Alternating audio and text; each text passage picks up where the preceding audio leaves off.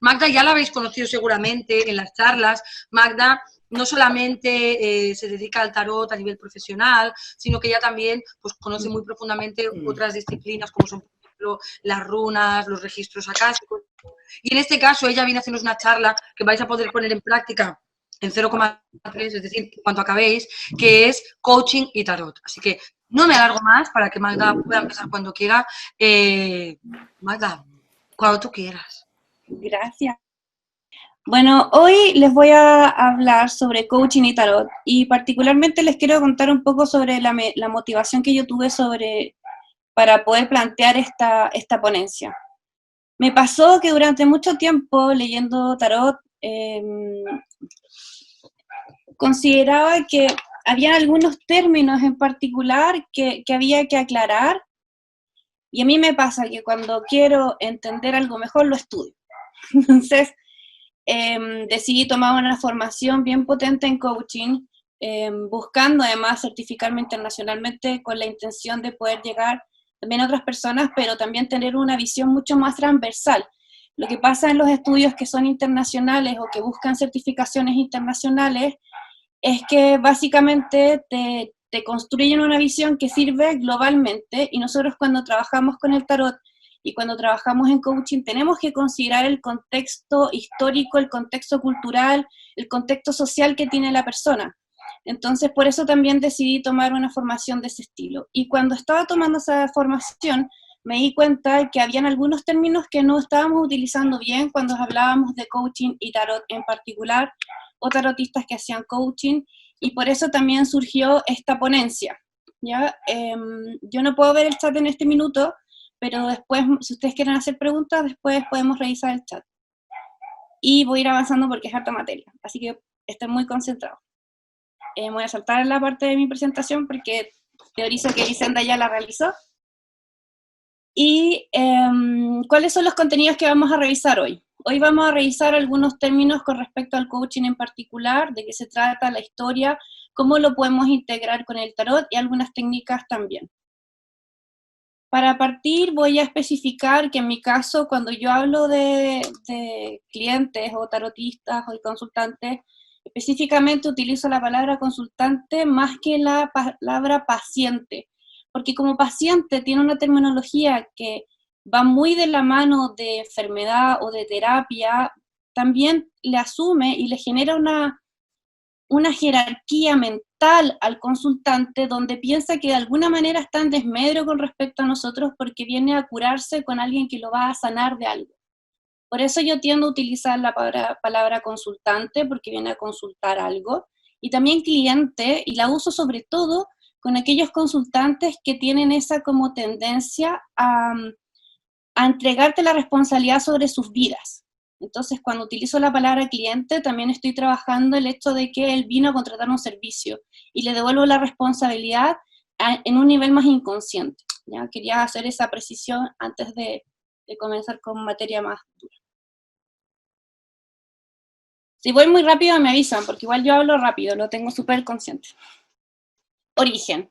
Con respecto al origen del coaching, la palabra coaching viene de coache o coche, que proviene de hecho de la Europa del siglo XV, de una ciudad húngara que se llama Kocs, que estaba y que era una parada obligada entre Viena y Pest.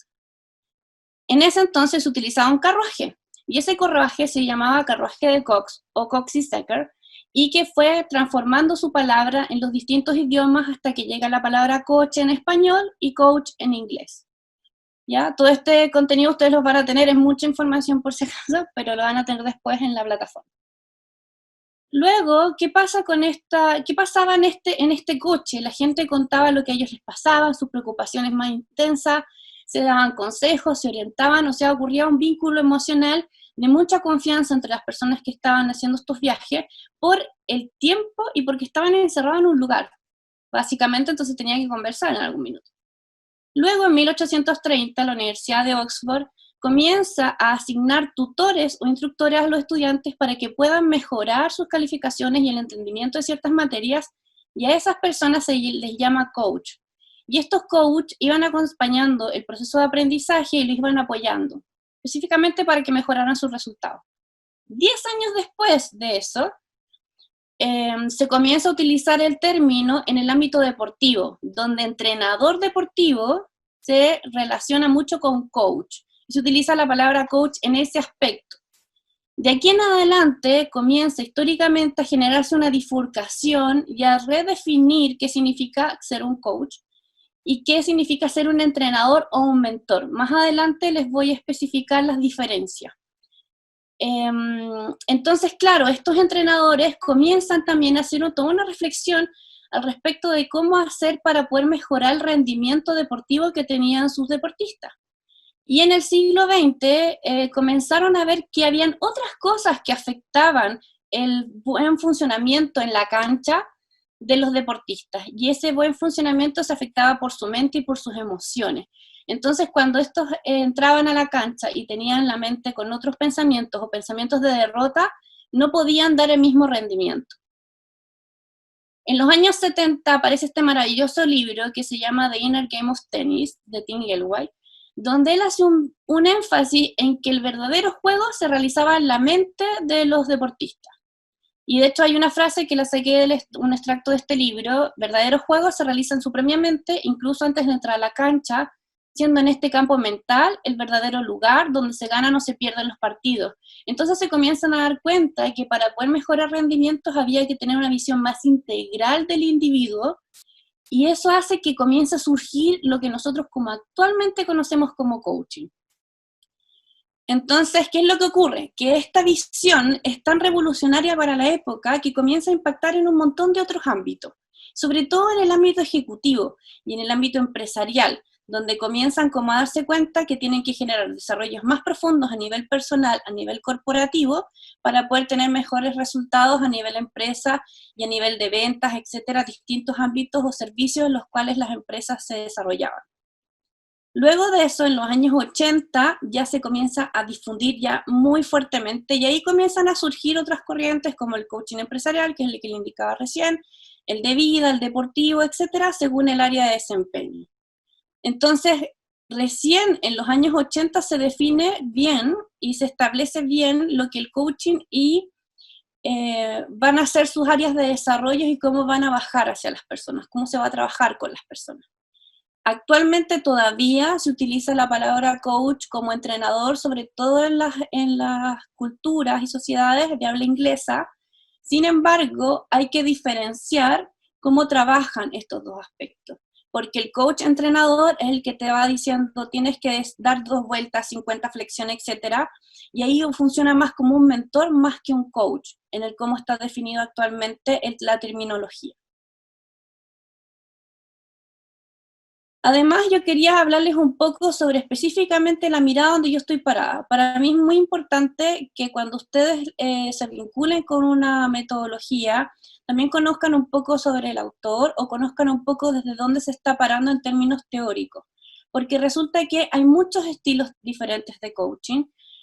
Yo particularmente me especialicé en el coaching integrativo, que surge en Chile, igual que el coaching ontológico, que también surge en Chile, que son dos corrientes que surgen en mi país.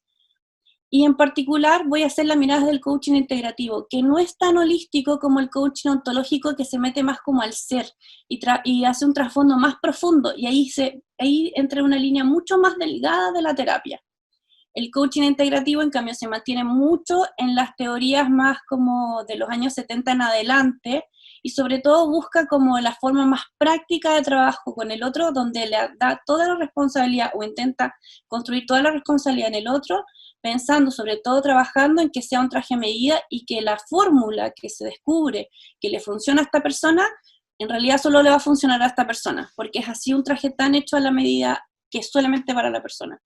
Yo llevo varias prácticas, o ya llevo bastante tiempo realizando sesiones de coaching, y me ha sorprendido mucho que en realidad en el trabajo uno descubre cosas que son específicas para la persona y que no son transversales, que no puedes tomar un ejemplo y replicarlo en otro. Por eso que algunas de las cosas que vamos a ver hoy son cosas más como generales, para que puedan ser aplicadas en distintos tipos de consultas y que les pueda servir, y ahí ustedes desarrollen desde su propia habilidad la capacidad de llegar a ese traje de medida para su consultante. Entonces, ¿de qué se trata el coaching integrativo? Se trata específicamente, es una metodología orientada a facilitar y acompañar los procesos de cambio, y logro de metas en personas y equipos de manera coherente, eficiente y eficaz. Se orienta a las acciones, a la construcción de soluciones a medida, como les decía recién. El cliente es experto de sí mismo, es autorresponsable de su proceso de cambio y crecimiento, y parte de la premisa que todas las personas poseen la capacidad de lograr sus metas. Entonces nosotros nos paramos en ese lugar. Todos tienen la capacidad de lograr sus metas, de conseguir sus anhelos, de construir vidas más felices. Y desde esa base comenzamos a trabajar cada una de las consultas de coaching. Ahora, cuando estamos hablando de coaching, ¿cómo lo diferenciamos de mentoring o de counseling? Que son tres términos que se entremezclan, ¿ya? Y que yo lo he visto que pasa mucho, a mí también me pasaba, por eso también encontré que era importante definirlos. Por un lado tenemos coaching, mentoring y counseling. En el coaching va a estar facilitado por un coach, va a ser básicamente un acompañamiento del proceso, o sea, nosotros tenemos ciertas como metodologías que vamos aplicando, que vamos entregando al proceso, pero acompañamos, no direccionamos, sino que entregamos metodologías según lo que está ocurriendo como en el proceso o en la consulta, o, claro, o en el proceso general, que puede ser más de una consulta. Las metodologías están enfocadas 100% al cliente, a que el cliente encuentre sus propios recursos, y solo en ese momento vamos al pasado. Solo vamos al pasado o recurrimos al pasado cuando queremos encontrar recursos que funcionaron o que podrían funcionar en la actualidad. ¿Ya? ¿Por qué vamos a buscar estos recursos? Para que puedan alcanzar sus metas y también para que puedas descubrir su motivación más profunda, que en coaching se le llama meta-meta, ¿ya? Que también más adelante lo vamos a ver con tarot.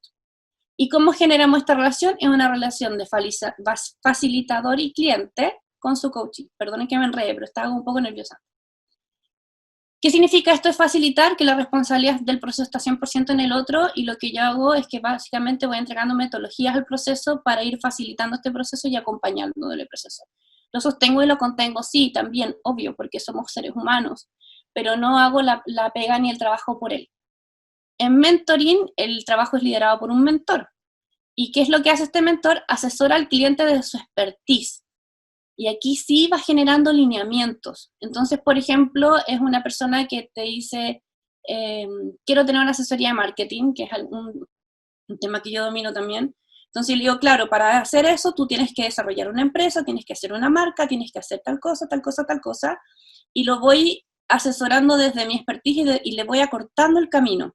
Y con acortarle el camino también se está perdiendo algunos aprendizajes. Entonces ahí el mentor tiene que ser bien hábil en entregar y acortar el camino desde la expertise, desde lo que funciona actualmente, desde la actualización de datos, por así decirlo, pero también tiene que estar ayudando a que esta persona aprenda en el proceso. Esa es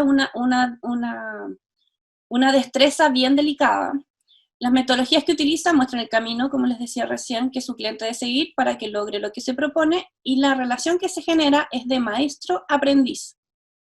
Entonces aquí este mentor es el maestro de esta otra persona, y va enseñándole cosas y se genera esa relación, y esa relación es una relación jerárquica, donde hay una desigualdad, porque el maestro está entregando información y el aprendiz está adquiriendo información, a menos que se desarrolle una capacidad de poder tener ambas circunstancias al mismo tiempo, que es lo que pasa mucho en el tarot cuando se hace en clase, que nosotros podemos estar en la posición de maestro, de enseñar al otro, pero también estamos aprendiendo mucho de nuestros aprendices, y ahí se genera como una relación menos jerárquica y más vincular. La ruta está definida 100% por el mentor. El mentor dice, estos son los pasos que vamos a seguir, este es el proceso, esto es lo que tienes que hacer, ¿ya? Y en el counseling, en cambio, lo que hace, que es un consultor, un orientador, es más psicológica la orientación que entrega, y sobre todo entra en el trabajo de crisis o de desorientación que tenga la persona.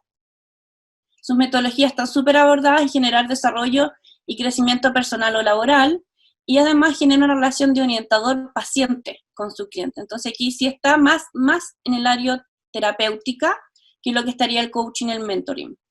El proceso no tiene tiempo y está enfocado en la resolución del conflicto. No sé cómo puedo hacer para ver el chat, así que estoy en desconocimiento si me están haciendo algún comentario. Les generé este cuadrante para que quede mucho más claro dónde nos estamos moviendo o en qué lugar se plantea este campo de movimiento. Ah, ya encontré dónde estaba, pero luego.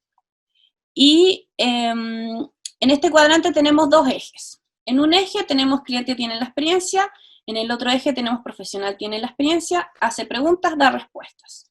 Entonces, si nos fijamos, el que hace preguntas y el cliente tiene la experiencia es el coach. ¿Ya? Ahí estaríamos en el ámbito de coach.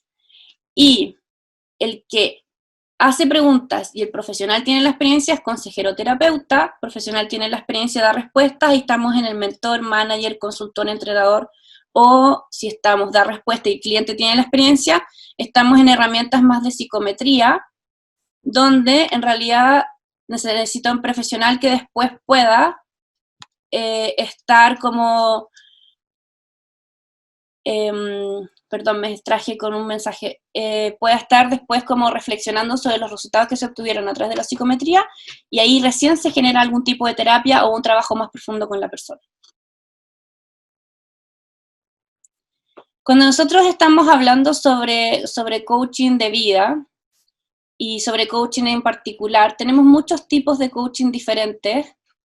Ya sé lo que me dice, que tengo pantalla completa.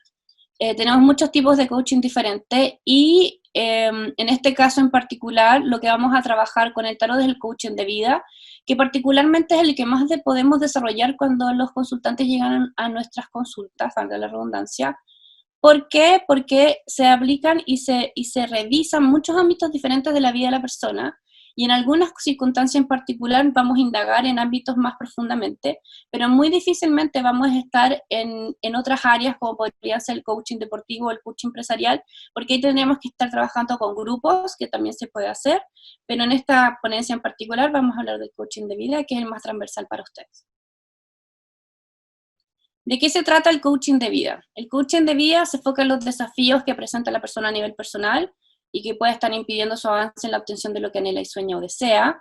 Sobre todo se va enfocando en las herramientas personales, talentos y capacidades que tenga la persona, y se pueden revisar un ámbito súper grande de diversos como pilares de la persona, que puede ser la salud, el desarrollo personal, equilibrio emocional, realización y propósito en el trabajo, recursos financieros, etcétera. Y todo esto con la finalidad de que la persona obtenga lo que desea, o la meta última, que en este sentido se llamaría meta-meta. Y aquí ya nos vamos a meter más de lleno, porque toda eso era una introducción para ver dónde nos vamos a parar con esta ponencia. Y aquí estamos más de lleno con respecto a cuáles son las técnicas del coaching para el tarot. ¿Ok? Y ahora lo que yo voy a hacer es que, como alguien me avisó que estaba con pantalla completa, voy a apretar aquí y va a ser mejor. Ahí creo que se va a ver mucho mejor. Bueno, entonces, vamos a volver al coaching integrativo, a hacer 2 mini resúmenes y nos entramos directamente a lo que son las técnicas. En este caso, el coach no va a aconsejar, no va a emitir juicios, no va a solucionar, tampoco es quien debe determinar el camino a seguir para el cliente o consultante. En vez de eso, va a acompañar de manera respetuosa, proporcionando un marco de contención adecuado para la experiencia, puede entregar retroalimentación, estadísticas y proporcionar datos comprobables, pero fundamentalmente vamos a realizar preguntas. Y esto es maravilloso, porque cuando yo estaba pensando en de qué manera podíamos integrar el coaching con el tarot, la relación más directa y más evidente es que en ambos campos o en ambas metodologías de trabajo realizamos preguntas y respondemos preguntas con metodologías o con tiradas, y en este caso, en la integración, podemos utilizar tiradas para que sea nuestra metodología de trabajo en estas sesiones de coaching con tarot. ¿Dónde nos vamos a mover, o en qué aspecto del tarot, o qué tipo de tarot vamos a utilizar, o cuál es la visión del tarot que es más acorde?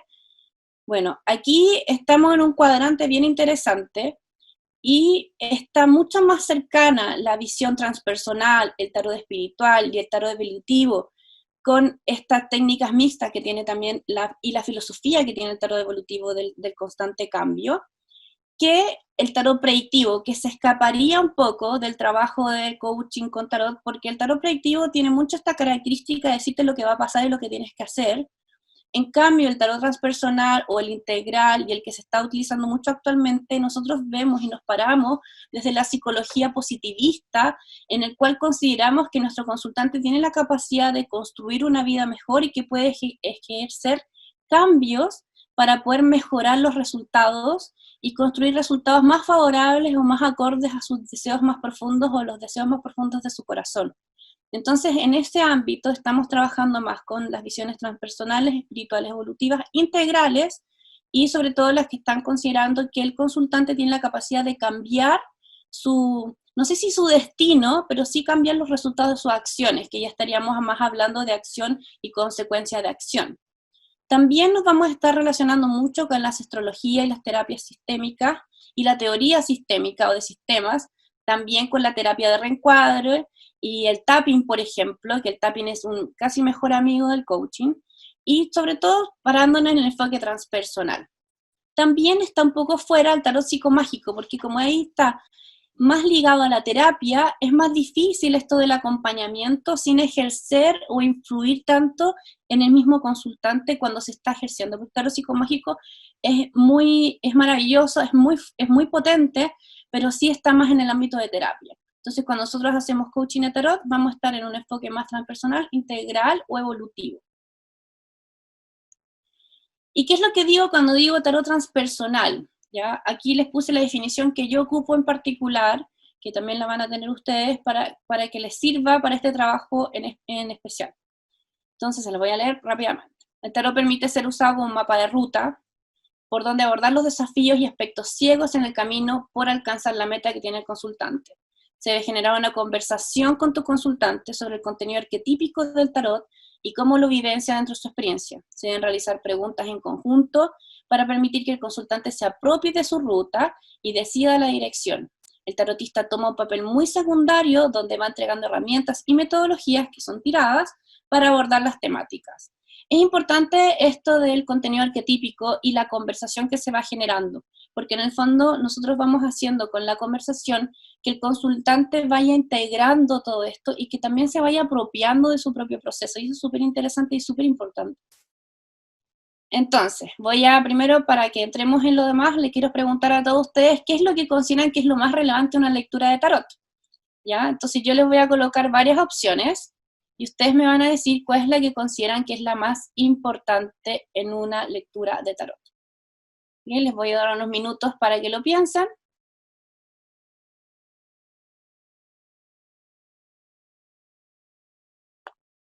Se las voy a leer mientras tanto. Está el mazo de tarot, el lugar, la música de ambientación, la tarotista, las preguntas, qué tan limpio y protegido esté el lugar energéticamente, las tiradas, el valor de la consulta, la ética del tarotista, la formación del tarotista, el día y la hora de la lectura de tarot. Hay personas que también, por ejemplo, escogen el día y la hora con cómo están los astros, el aroma del lugar, etc.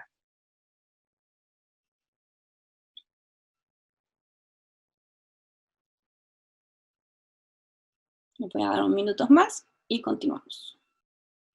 Hay varias personas que ya están respondiendo en el chat qué es lo que es más importante para cada uno de ustedes, o qué consideran más importante. Hay varias ideas bastante buenas.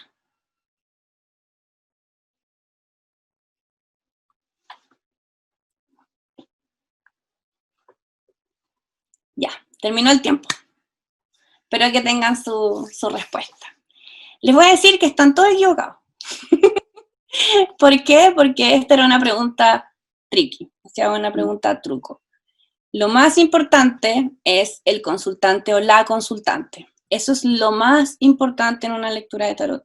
Antes que cualquier otra cosa, ¿ya? Lo más importante es nuestra consultante y el consultante. Eso es lo más relevante. Y cuando nosotros nos comenzamos a relacionar con los consultantes, nos relacionamos desde que nos contactan, desde que entran a nuestra consulta, se sientan frente a nosotros, al lado de nosotros, dependiendo de dónde estemos trabajando, y en eso es lo que tenemos que considerar. ¿Y por qué eso es lo que tenemos que considerar? Y por eso está antes que cualquier otra cosa, porque nosotros queremos proveerle a nuestros consultantes la mejor experiencia. Nosotros nos formamos, varios decían la tarotista o el tarotista, obvio, porque nosotros tenemos que estar súper bien formados. La ética, claro, porque tenemos que trabajar con ética, pero lo más relevante y lo más importante es nuestro consultante. Todo lo demás es relevante, obvio. ¿Hace una diferencia en la consulta? Claro que sí, pero esto es lo central. ¿Y por qué esto es lo central? Antes que cualquier otra cosa, porque esta persona tiene familia, amigos, pareja, sueños y esperanzas, temores y traumas, ansiedades, trabajo y estudios, salud, un contexto social, que ahora ustedes lo ven que está así pero delirante los contextos sociales que tenemos, contexto país, contexto cultural y un contexto transformacional. ¿En qué proceso está esta persona? Y todos esos aspectos son aspectos de la persona, o sea, cómo afectan a la persona, lo que salga en la consulta y como la persona salga a la consulta va a afectar todos esos aspectos. ¿Y por qué va a afectar todos esos aspectos? Y yo les voy a contar algo muy importante para mí. Entonces se fijaron en la foto que yo les puse antes, ¿verdad? Parece una foto cualquiera, yo la podría haber bajado de una página, pero resulta que esa persona es mi hermana menor. Aquí estamos en una foto donde estamos ambas, y acá está mi familia, mis papás, todo el resto de mi familia y amigos, y mi mejor amiga que me apaña en todo, que anda dando vueltas por ahí a saber. ¿Y qué es lo que pasa? ¿Qué les quiero mostrar con esto que les estoy mostrando? Aparte de abrirles, mostrarles fotos de mi familia, claramente, es el hecho de que nosotros estamos siendo sumamente responsables de lo que hacemos en una consulta de tarot. Todo aquello que nosotros trabajamos en una consulta de tarot va a afectar a todos estos grupos, va a afectar a todas estas personas y va a influir cómo estas personas van a afectar en sus grupos, cómo se van a relacionar, cómo va a estar su energía.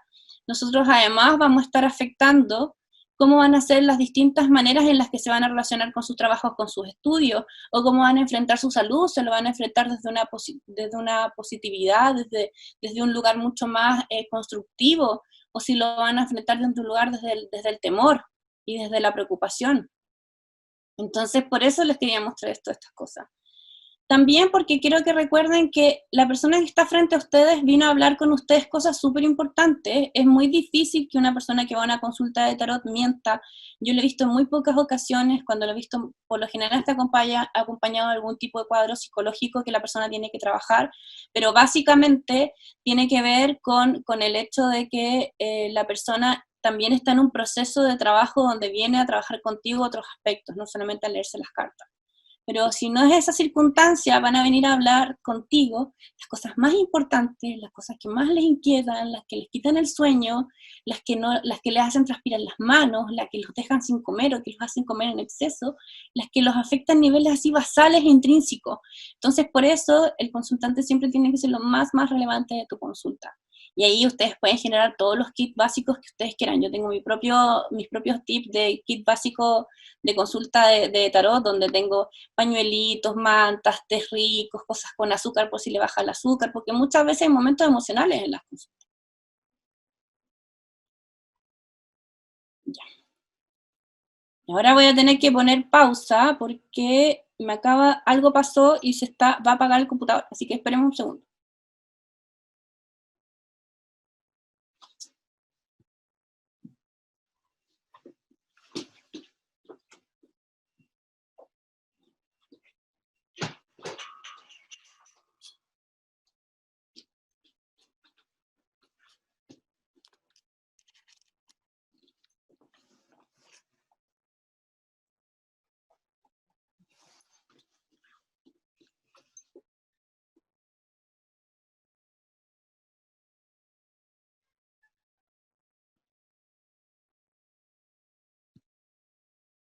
Ya, volví, lo solucioné rápidamente.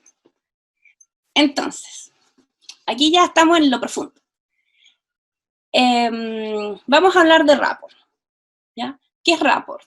Es la capacidad de generar un vínculo de confianza que permite el trabajo abierto y franco entre el coachee y el coach, en este caso entre el tarotista y el consultante, taromante, tarólogo, como ustedes quieran ocupar las palabras con las que se sientan más afín.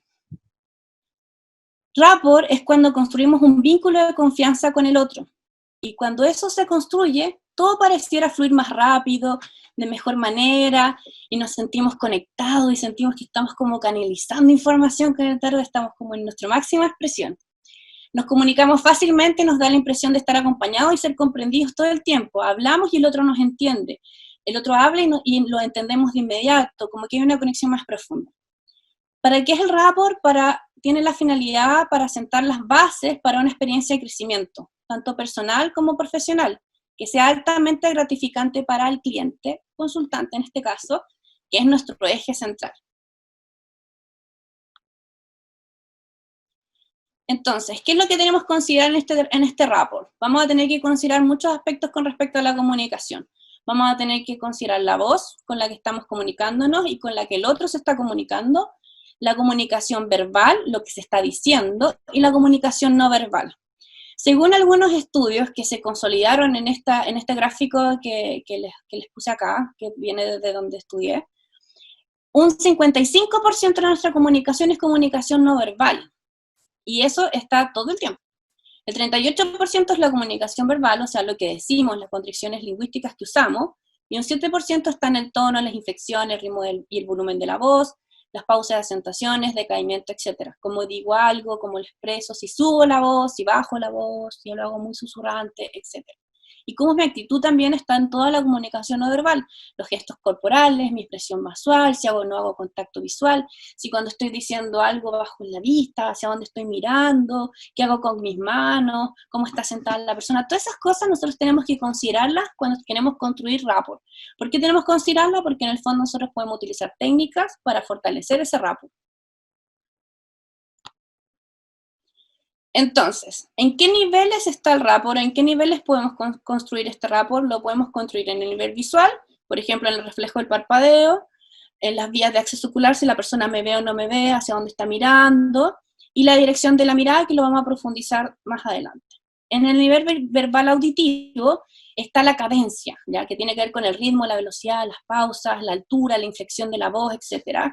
Está lo que se llama VACO, que también lo vamos a ver más adelante, los términos y analogías y el volumen que utiliza una persona. Y en el nivel kinestésico vamos a ver el espejamiento, que también lo vamos a ver más adelante, la distancia, cuánta distancia entre una persona y la otra, qué cosas pongo entre medio para generar distancia, por ejemplo, esas personas que se echan como hacia atrás o se reclinan hacia atrás en el asiento para generar más distancia, porque a lo mejor lo que tú estás diciendo es algo que quieren rechazar o que no pueden tener la conciencia suficiente para poder profundizar en eso y aceptarlo. Entonces lo rechazan y se alejan, ponen cosas entre medio. También tiene que ver con la respiración, cómo está respirando la persona.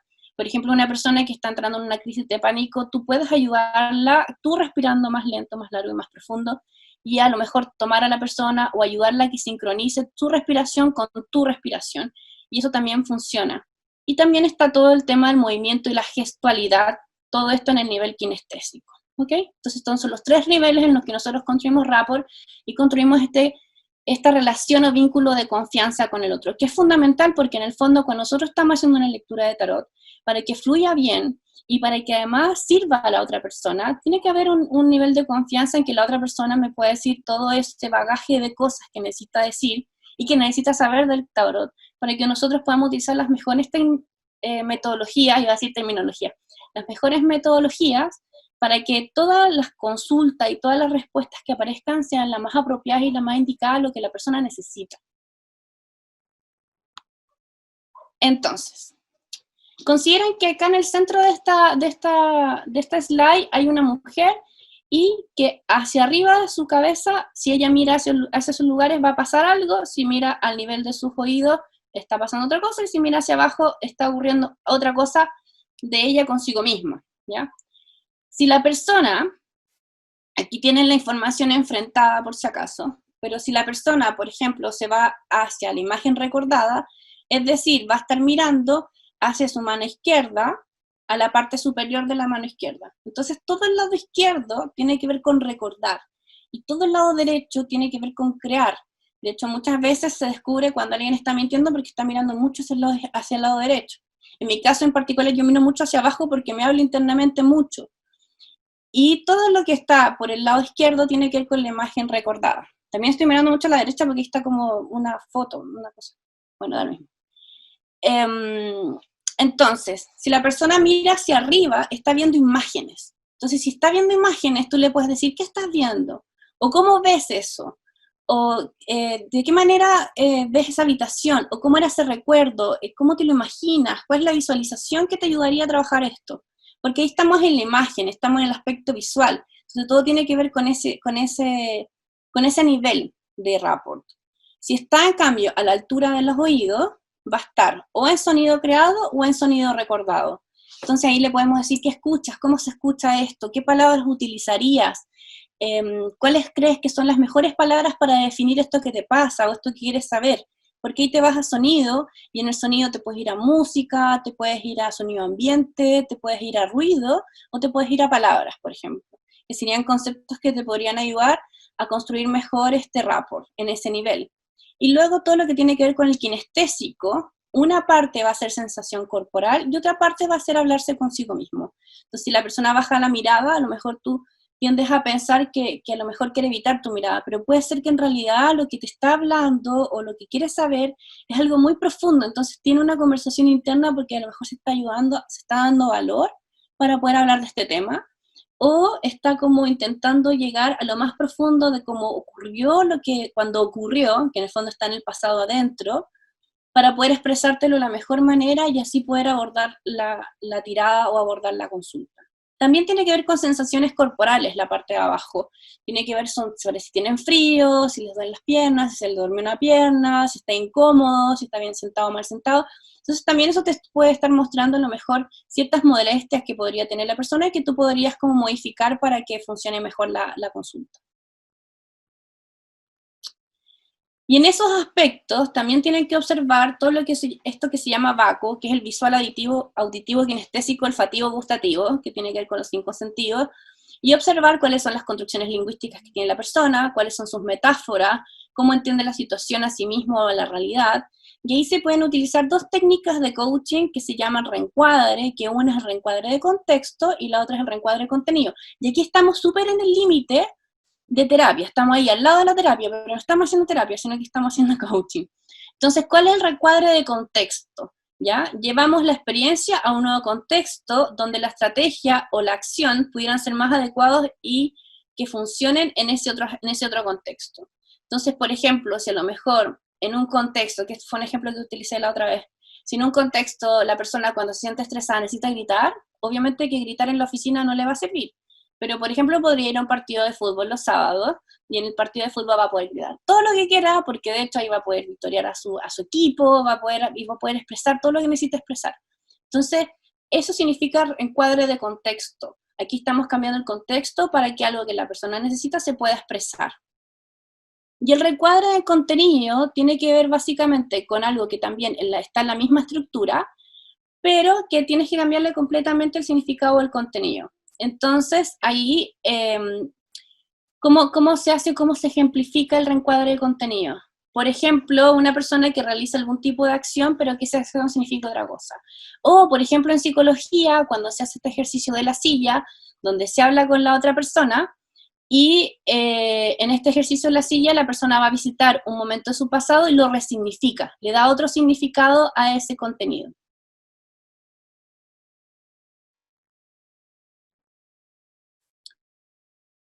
Cuando hablamos de espejamiento, ¿de qué estamos hablando? Básicamente es de funcionar como un espejo, así como en lo concreto. ¿Ya? Se refiere a igualar la postura, se basa en la creencia de que lo que es similar a mí es confiable y lo que es diferente a mí, entonces me hace generar ciertas alertas o barreras en la comunicación. Entonces, como nosotros queremos construir este rapport, nosotros queremos generar esta sensación de igualación, esta sensación de que somos similares en algún nivel, y por eso utilizamos esta técnica que se llama espejamiento kinestésico. En el cine esta técnica se utiliza mucho, y de hecho en esta escena, que es una escena de la película Casablanca, estos 2 personajes están comunicándose cosas donde están en completa disasociación, o sea que tienen diferencias fundamentales.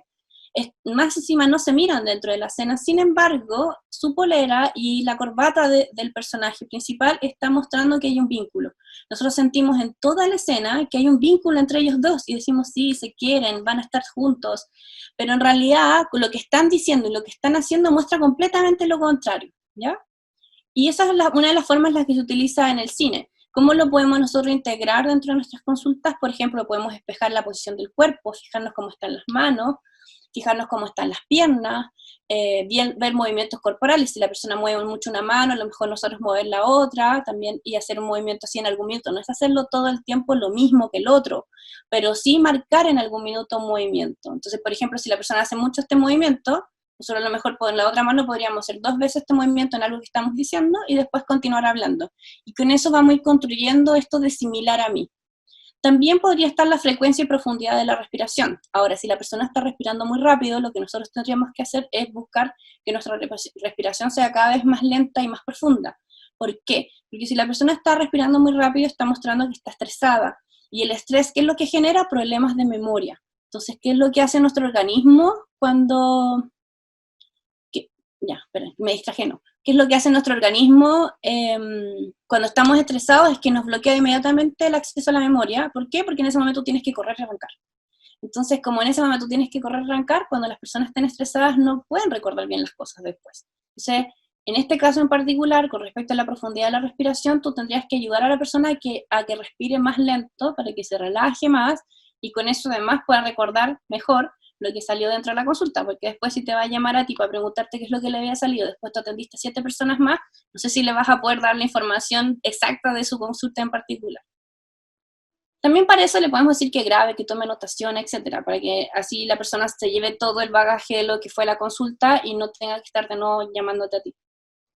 También las inclinaciones, si la persona está inclinada hacia un lado, si está inclinada hacia el otro, el nivel de la mirada, si mira siempre hacia el frente, si siempre está mirando los ojos o está mirando hacia algo en particular, tú también podrías hacer ese movimiento en algún minuto. ¿Cuánto o qué tan rápido parpadea? Aquí con esto no se vuelvan locos, porque la frecuencia de parpadeo en realidad también está muy relacionada con la respiración en muchos casos. Entonces, si ustedes se vinculan desde la respiración, pueden hacer ese vínculo. Los ejes corporales tienen que ver hacia dónde está cargada una persona. Ustedes parten a la persona visualmente, ya esto es algo visual, es en la mente, no es que en la parte literal, pero la dividen en un cuadrante, separando los 2 hemisferios, y la parten en la mitad visualmente, hacia abajo y hacia arriba. Y así van a ver cuáles son los ejes corporales. Si está muy inclinada hacia el lado izquierdo, si está muy inclinada hacia el lado derecho, etc. Y ustedes pueden utilizar eso también para hacer este espejamiento. Los movimientos de las manos, que ya se los mencioné, y gestos faciales. Los gestos faciales son muy difíciles de acompasar, pero por ejemplo, ustedes, si ven que la persona se muerde mucho los labios, en algún minuto ustedes podrían morderse los labios. Si ven que la persona hace algún tipo de tic, a lo mejor les podría servir para alguna otra forma de hacer un espejamiento. Pero son muy difíciles de lograr. Hay personas que lo logran, pero son muy complicados. ¿Y cómo funcionan en este espejamiento? Lo pueden hacer simétrico, o sea, si es la mano derecha con la mano derecha, o cruzado si es la mano derecha con la mano izquierda de ustedes. Entonces van haciendo espejamiento cruzado o espejamiento simétrico. Yo me he dado cuenta muchas veces que el espejamiento cruzado funciona mucho mejor en la técnica del espejamiento, porque como es justo el mismo lugar que está frente a ti cuando tú atiendes de manera frontal, yo atiendo al frente, se sienta al frente mío la persona. Entonces, como estamos los dos en el mismo nivel, si la persona movió ese brazo y yo muevo entonces queda mejor el espejamiento y genera mucho más rápidamente este rapport a nivel corporal y a nivel, corporal. Eso es lo que quería decir. Entonces, también tenemos que considerar esto, que a mí me encanta Paul Baskerville, porque en el fondo él, dentro de las teorías de la comunicación, que sentaron muchas bases, habla de los axiomas, y el primer axioma de la comunicación es la imposibilidad de no comunicar. Entonces su consultante igual les va a comunicar cosas. Puede que se siente frente a ustedes, cruce los brazos, y les diga, viene a leerme las cartas, no sé, deme tú lo que me sale. Tú ya sabes millones de cosas con eso, o sea, sabes la actitud, sabes que si está cruzando los brazos está cerrado, sabes que el tono de voz te está expresando algo, pero si llega otra persona súper afligida, con un tono como medio dolorido en su voz como que se entrecorta, tú ves que sus ojos se llenan de lágrimas, o sea, tú ya sabes que esta persona viene atrajada a una crisis o está viviendo un proceso emocional que le es mucho más difícil de poder abordar. Entonces, en ese sentido, ustedes saben que la persona frente a ustedes no tiene la posibilidad de no comunicarles algo, por lo tanto el rapport y todas estas técnicas que les enseñé recién, las pueden utilizar en toda su consulta. Entonces, ahora para resumir,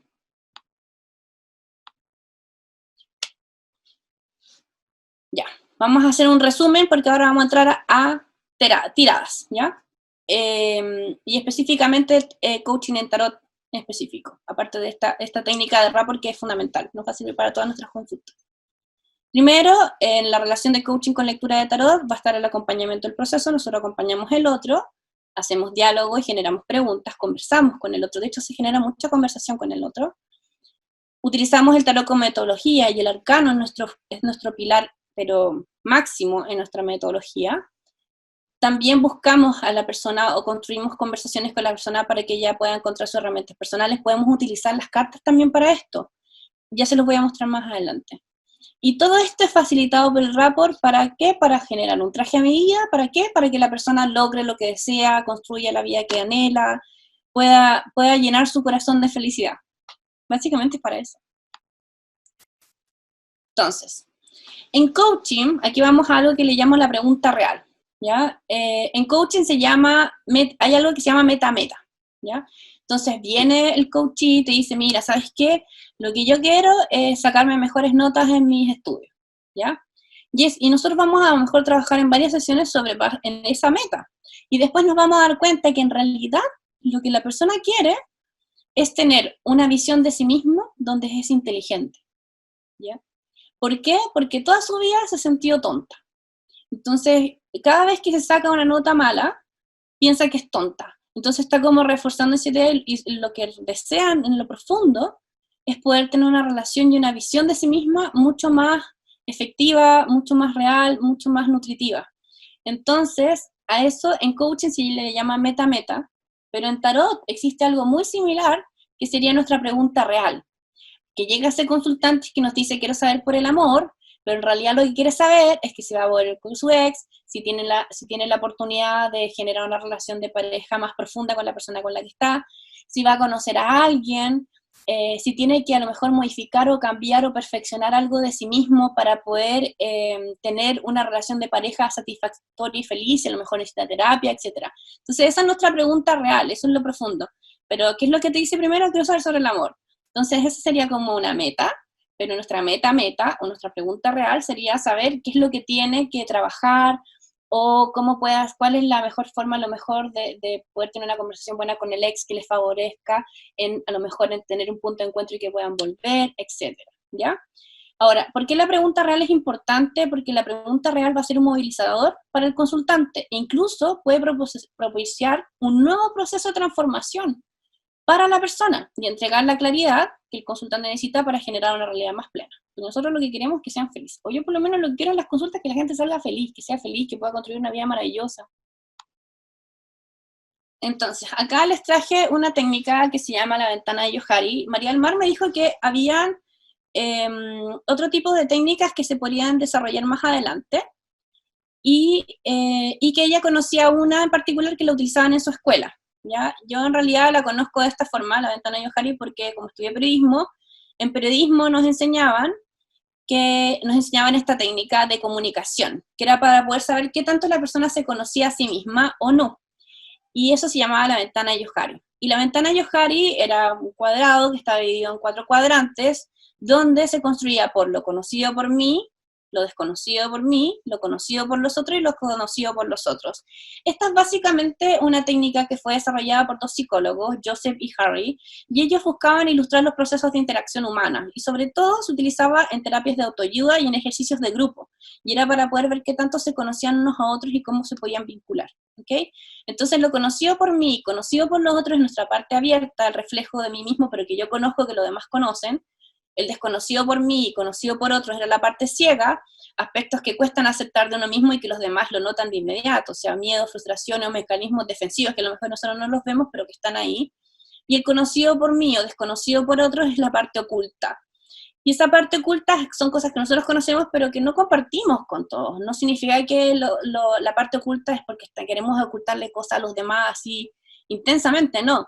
Sino que tiene que ver con el hecho de que nosotros en realidad hay partes de nosotros que no las compartimos con todos, que lo compartimos con nuestra familia, con nuestros mejores amigos, con nuestra pareja, con nuestros consultantes, con nuestros estudiantes, y no siempre sacamos esa parte oculta porque en realidad no siempre la necesitamos sacar. Es un bagaje muy grande, entonces no podríamos estar todo el día hablando de nosotros, porque eso sería una locura, y sería demasiado egocéntrico también. y el desconocido por mí. El desconocido por otros es la parte desconocida, así completamente desconocida, y ahí están los potenciales.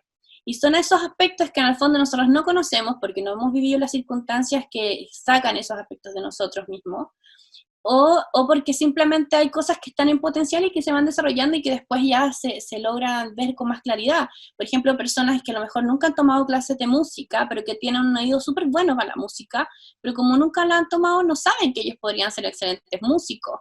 O personas, por ejemplo, que justo en momentos de situaciones de estrés, por ejemplo, se dan cuenta que en realidad su mente se pone súper clara y buscan soluciones inmediatas y toman acciones súper rápidas.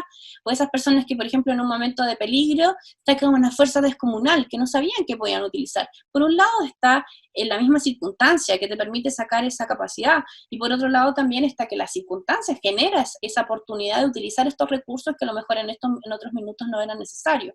¿Cómo lo podemos integrar con tarot? Podríamos hacer una tirada en la cual nosotros ocupáramos cartas de tarot y pusiéramos cada una de las cartas en esas circunstancias y generáramos, ya, se revuelven las cartas, etcétera, etcétera. Ustedes hacen los procesos que ustedes hagan.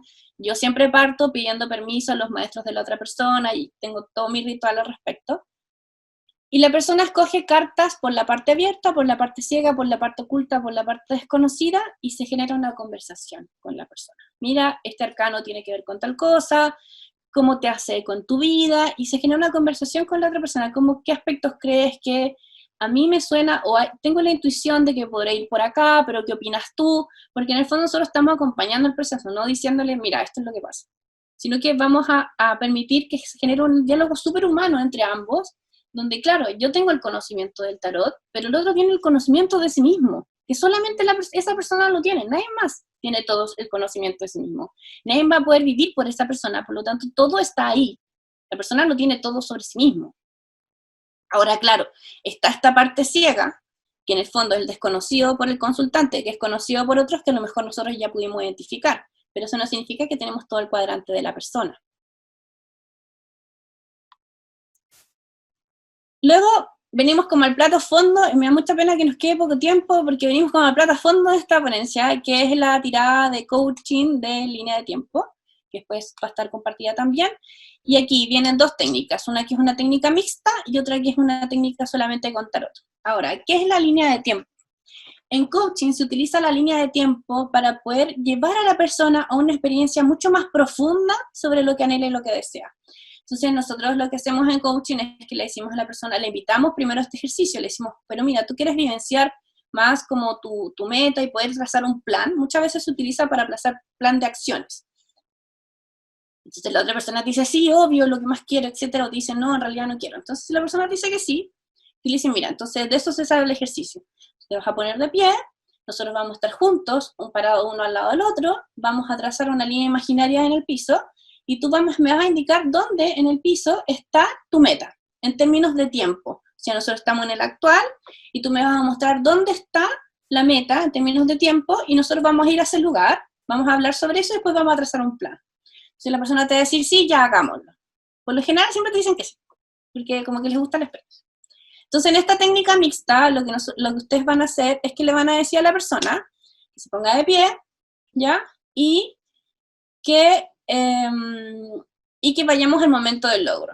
¿Cómo surge esto de utilizar la línea de tiempo de coaching en esta práctica o en esta consulta de tarot? Surge a propósito de que nos damos cuenta en el tarot y a través de las tiradas que la persona necesita vivenciar. ¿Por qué? Porque hay algo que como que todavía no le cierra, porque le falta la fuerza para poder obtenerlo. ¿Y qué es lo que pasa cuando uno vivencia la meta? Es que uno la logra integrar. Se producen también muchas cosas a nivel cerebral sobre la vivencia de tu meta, en el cual como tú ya sabes, porque ya estuviste ahí, tú sabes que existe y tú sabes que se puede, tú sabes que ese lugar en tu vida es real, entonces se reduce el miedo, se reduce la angustia, se reduce la ansiedad por alcanzarlo y te permite mantenerte mucho más focalizado en la obtención de ello y las acciones que tienes que realizar y por tanto lo logras. Es bien simpático esto porque se va a una visualización de ese momento y a través de la visualización de ese momento es que la persona confía en que puede lograrlo y luego lo alcanza. Entonces, cuando nosotros vemos esto en nuestra tirada, en nuestra consulta, mientras estamos utilizando a lo mejor otras metodologías, le pedimos a la persona, o sea, le invitamos a la persona que si quiere realizar el ejercicio, le pedimos que se ponga de pie. Y si se fijan en la presentación, hay algunos hitos que están puestos como en la línea que está debajo de los pies de este consultante, y está este momento de logro. Nosotros le vamos a decir al consultante que vamos al momento de logro, vamos a caminar hombro con el consultante, no pegados así, pero sí hombro con hombro. ¿Por qué? Porque aquí lo estamos acompañando. Si nosotros nos ponemos adelante, lo estamos guiando, estamos siendo más mentor. Y si nos ponemos detrás, en realidad como que lo estamos empujando, y esa no es la idea. La idea es que nosotros lo acompañemos. Entonces nosotros vamos al momento de logro de la meta, hablamos con la persona, le pedimos que cierre los ojos y que visualice todos los detalles de ese momento. ¿Qué fecha es? ¿Cómo es el lugar? ¿Dónde vive? ¿Cómo se siente? ¿Qué es lo que ha pasado, por ejemplo, en su vida en general? ¿Cómo está su familia? Si tiene o no tiene pareja, si tiene o no tiene hijos, qué es lo que comió ese día, todo de ese día cuando logró lo que quería. Entonces, toda la definición que puedan, cómo está vestido, cómo huele, cuál es el clima, dónde se encuentra, todo lo que se les ocurra. Y en esa circunstancia, en ese solo lugar, van a estar por lo menos unos 15 minutos, para que la persona pueda vivenciar esto, pero a nivel así físico, como que la pueda como embeberse de esta experiencia, a tal nivel que sienta que es tan real que existe, que hay un lugar en el que existe, que hay una realidad en la que existe. Entonces, cuando ustedes se dan cuenta que ya la persona lo tiene completamente integrado dentro de sí mismo, entonces le dicen, puedes abrir los ojos, y ahora vamos a ver cómo llegaste aquí. Y la persona al tiro va a poner como ciertas barreras y decir, no sé cómo lo hice. No importa, tú le vas a decir, mira, si no necesitas que me digas cómo lo lograste, vamos a ver justo, ahí te giras con la otra persona y vas a mirar hacia atrás. ¿Ya? Entonces le dice ya, ¿cómo llegaste a este lugar? A este lugar en específico, que fue justo antes de esto. No todo lo que hiciste, sino justo antes de esto, ¿cuál fue el hito importante que te permitió que llegaras acá? Dime dónde está en el suelo, y te va a decir, ya, en tal lugar. Ya, vamos a ese lugar. ¿Qué pasó acá? Entonces la persona te va a decir, por ejemplo, voy a ocupar el ejemplo de un consultante que se quería cambiar de casa y estaba muy complicado con eso. Estaba muy complicado con eso porque en el fondo no sabía cómo hacerlo y le costaba mucho poder desapegarse del lugar donde vivía porque amaba ese lugar y tenía millones de historias con el lugar. Ahí les puedo explicar otro día esta historia que es bastante larga e interesante. El asunto es que cuando llegamos a su meta, describió por completo el lugar y le costaba muchísimo imaginar los pasos o los hitos que ocurrieron para que él realizó y que sucedieran para que pudiera llegar a esa meta. Entonces, él no podía imaginárselo, pero eran tres hitos. Eran 3 hitos en el suelo que no eran difíciles para nada, que los fue marcando y yo le fui preguntando qué es lo que ves aquí, qué fue lo que pasó, y de alguna manera también me los fui aprendiendo, ¿ya? ¿Por qué? Porque la persona está en una visualización, entonces tú no puedes pedir que tenga la memoria de recordar todo, sobre todo lo de los hitos, pero tú sí, como lo estás acompañando, eres como su asistente en esa circunstancia, por lo tanto tú vas a estar como aprendiéndote un poco qué fue lo que pasó en cada uno de los pasos para después escribirlo y poder tener esta conversación con el consultante, ¿ok? Entonces, van a ir a todos los hitos que fueran necesarios y luego se van a parar en el punto de partida, o sea, en la actualidad, o sea, en el hoy, se giran nuevamente mirando hacia donde estaba la meta, y cuando estés ahí, tú lo vas a mirar a los ojos y le vas a preguntar, ¿crees que es posible? Ahora que lo vivenciaste tu meta, que viste los hitos que hay que realizar, ¿crees que es posible? Y el 100% de las veces te dicen que sí. Sí, creo que es posible. Y la expresión de su cara es otra cosa. Como aumenta su confianza, se sienten mucho más cercanos a que puedan lograr su meta, cambia su energía, es un momento maravilloso. Y ellos te dicen, sí, lo puedo lograr, yo sé que lo puedo lograr, y tienen la fuerza, entonces tienen la fuerza, tienen la motivación, y tú también como tarotista, tú sabes que lo van a lograr, o sea, como después de esto, tú ya tienes súper claro que lo van a lograr. Ahora, ¿qué pasaría si la persona en realidad no quiere hacer esta técnica mixta de que primero partimos de una consulta de tarot y luego nos fuimos a este ejercicio de coaching de línea de tiempo? Lo que también puedes hacer es que puedes hacerlo todo directamente con cartas. Entonces aquí pueden hacerlo de 2 formas, ¿ya? Ahí está. Primero lo pueden hacer así. O sea, primero, esta es como la parte como introductoria de cualquiera de las 2 formas que vienen más adelante. Primero van a hablar con la persona sobre lo que quiere, sobre lo que desea. Discúlpame, nos quedan escasos 10 minutos para finalizar la ponencia. Dios santo, ya, voy a hacerlo esto súper rápido. De acuerdo, adelante, gracias. Voy a intentar hacerlo en 5 minutos. Muy bien, gracias. Ya, déjenme apretar acá. Que claro, con los términos, con las cosas técnicas, todo muy raro. Ya, entonces aquí vamos. Ustedes van a conversar con el consultante. El consultante les va a decir cuál es su meta, cuál es lo que desea, lo que anhela. Ustedes van a buscar dentro de los arcanos mayores, arcanos que estén cercanos y que representen el concepto de lo que esta persona quiere alcanzar. Entonces, por ejemplo, si la persona quiere encontrar pareja o mejorar la relación de pareja, podría ser lo de enamorado. Salir de un círculo vicioso o dejar un vicio podría ser el arcano del diablo. Sanar algún aspecto de la vida o generar equilibrio podría ser la templanza. Mejorar los estudios, incrementar la intuición podría ser la suma sacerdotisa. Aquí yo le puse ejemplos. Ustedes utilizan los ejemplos que para ustedes sean más acordes y que representen mejor según la conversación que tengan con su consultante. Una vez que tienen designados cuál va a ser el arcano mayor que va a representar la meta del consultante, le van a pedir al consultante que mezcle las cartas restantes, ¿ya? Y aquí tienen la opción número 1. De las cartas, ustedes tienen separado este arcano, el arcano que escogieron, lo tienen separado, y tienen todos los otros arcanos menores, los arcanos mayores separados, ¿ya? Le piden al consultante que baraje estos arcanos mayores, que los baraje, ¿ok? Y luego le van a pedir que de esas cartas, que las pueden poner a lo mejor estirarlas o como ustedes quieran, seleccione 13 cartas. Entonces el consultante va a seleccionar 13 cartas, ¿ya? Vamos a separar los otros arcanos mayores, va a tomar estas 13 cartas, le va a incluir este arcano que habíamos preseleccionado y lo va a volver a barajar, ¿ok? Y luego tenemos la opción 1, que en el fondo es ir sacando, bueno, él mismo lo va a cortar, lo va a juntar, etcétera, va a sacar las cartas nuevamente en el orden que te las vaya entregando. Luego tú tienes la opción 1, que es colocar todas las cartas, o sea, las 14 cartas, identificar dónde está el arcano que se había preseleccionado, que lo vamos a destacar, y todas las cartas antes de ese arcano son los hitos. Son todos los hitos o los pasos que la persona tiene que desarrollar para poder lograr esa meta, y después son las consecuencias o posibles consecuencias de lograr esa meta. ¿Para qué te sirven las cartas de los posibles resultados o consecuencias? Para reencuadrar, si fuera necesario, alguna creencia que a lo mejor que hace que la persona obtenga la meta, pero que los resultados no sean los más adecuados. Y todos los anteriores sirven para generar la conversación, para establecer los hitos que la persona tiene que trabajar. ¿Ok? La otra opción es que en realidad saquen las cartas o coloquen las cartas solo hasta llegar a la carta meta. Entonces la carta meta, cuando llegamos a la carta meta, ok, nos paramos ahí, todas las otras cartas las dejamos a un lado y no las utilizamos, y solo nos enfocamos en los hitos.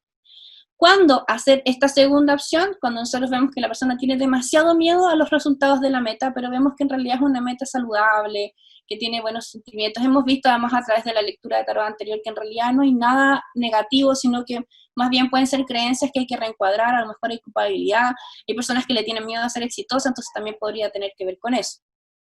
Entonces, esta es tu segunda opción.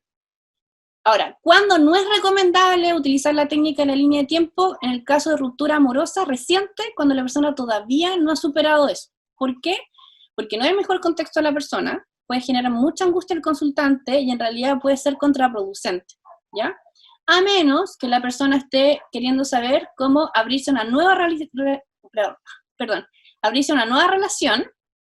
y ahí sí podrían trabajar con la línea de tiempo. Un ejercicio de línea de tiempo, ¿cuánto te va a demorar? No te va a demorar menos de 30 minutos, idealmente que no sea más de 1 hora y media, porque ya es demasiado, se va a cansar el consultante. ¿Por qué les digo lo del tiempo? Porque es importante considerarlo, porque si ustedes lo integran dentro de una consulta, tienen que considerar ese tiempo también. Si su consulta es de 1 hora, van a tener que saber que por lo menos 30 minutos van a estar en este ejercicio. ¿Ok? Y con eso he terminado. Creo que lo logramos. Muy bien, perfecto, Magda. Si quieres echar un vistazo, tenías algunas consultas en el chat. Tú mismo no sé si las has ido viendo anteriormente, por si quieres hacer algún comentario al respecto. Mira, no las he estado mirando, me estaban distrayendo un poco porque como pasaron mucho como tiempo al principio, me preocupaba no alcanzar a entregarles todo el contenido. Bien, no te preocupes, mira, tenemos Pero pantalla. ahora lo puedo mirar. Exacto. Déjame... Ah, salimos de compartir con pantalla, Sí, ¿verdad? ya está listo.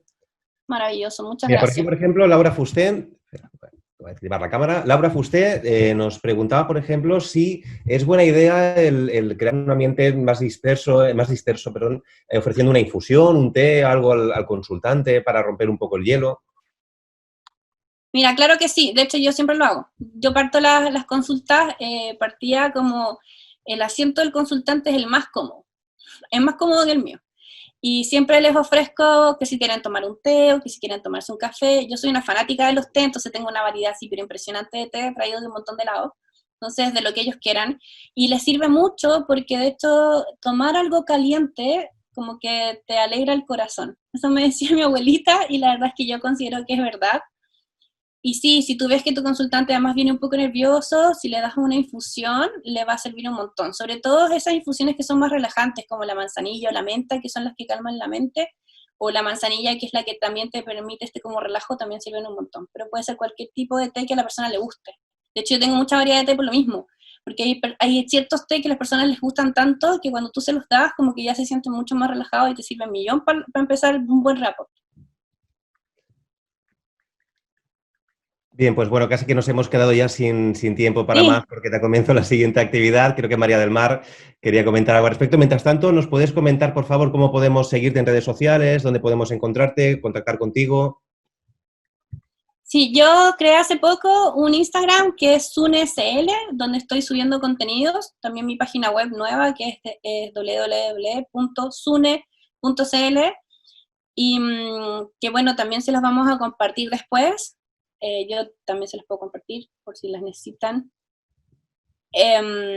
Y también en mi mail, al final de la ponencia, también en el archivo que van a tener disponible, van a estar todas mis redes de contacto, mi correo, todo lo que ustedes necesiten. Escríbenme cuando quieran, yo les voy a intentar responder dentro de lo posible, voy a hacer un esfuerzo, pero lo voy a intentar responder, siempre lo hago. Y cualquier duda que tengan, por supuesto, me pueden escribir, porque en realidad esta ponencia debería tener como una duración más o menos como de 1 hora y media, porque tiene mucha información y yo sé que fue como un golpe, perdónenme. Yo quería felicitarte porque realmente es una conferencia espectacular, con un montón de contenido y realmente la has hablado clara, concreta y nos has dado muchas herramientas útiles a los terapeutas. Primero nos has explicado súper bien lo que era el coach, pero nos has dado herramientas de cómo fijarnos en el lenguaje corporal, en la voz, incluso a nivel de las lecturas. Yo ya tengo ganas de practicar alguna de estas lecturas. O sea que realmente felicitarte porque es una conferencia con un montón de contenido, además muy útil y muy práctica y que de alguna manera todos de aquí, no es que solamente habremos aprendido una cosa, sino que habremos aprendido un montón de cosas para poner en práctica. Por lo tanto, se agradece la preparación, se agradece la generosidad de tu conocimiento que has entregado aquí y realmente es una conferencia que yo creo que yo y todos los demás hemos disfrutado un montón. O sea que gracias, gracias y gracias, Magdalena. No, gracias a ustedes por la oportunidad, porque la verdad es que creo que lo comenté en la entrevista, yo me sentía un poco egoísta como guardándome el conocimiento para mí y este tipo de cosas me permiten entregarlo y que tengan algún tipo de utilidad y que en realidad todos los demás puedan utilizarlo, cosas que he descubierto y que para mí son muy prácticas y maravillosas. Más adelante también voy a estar colocando y colgando en mi página web probablemente talleres al respecto de estas técnicas para que se puedan profundizar un poco más, porque claro, la ponencia es como una bomba de información, entonces para poder como ir vanando mejor este tejido, a veces se necesita un momento de taller donde ya las personas pueden interactuar mucho más, pueden hacer como preguntas y consultas en el minuto, se puede hacer una práctica, que a lo mejor fuera más profundo. De hecho, en la versión presencial, la tirada que yo voy a utilizar en la parte práctica iba a ser específicamente la de línea de tiempo para poder ejemplificarla. Entonces, esas partes como que cuestan un poco en una ponencia así. En Chile pudiste hacer el ejemplo físico del ejemplo de la línea de tiempo y realmente se entendía mucho más fácil todo y que se ha entendido súper bien porque la gráfica nos ha ayudado y nos ha acompañado. O sea que de alguna manera, muchas gracias. Gracias a todos los que habéis estado aquí. Podéis seguir a a Magdalena en las redes, tanto en Facebook como en Instagram, que ella pondrá, y yo la sigo. Además, ella siempre cuelga cosas, como habéis visto, en su estilo, muy concretas, muy útiles y a las cuales podemos aprovechar un montón. Muchas gracias, Magdalena.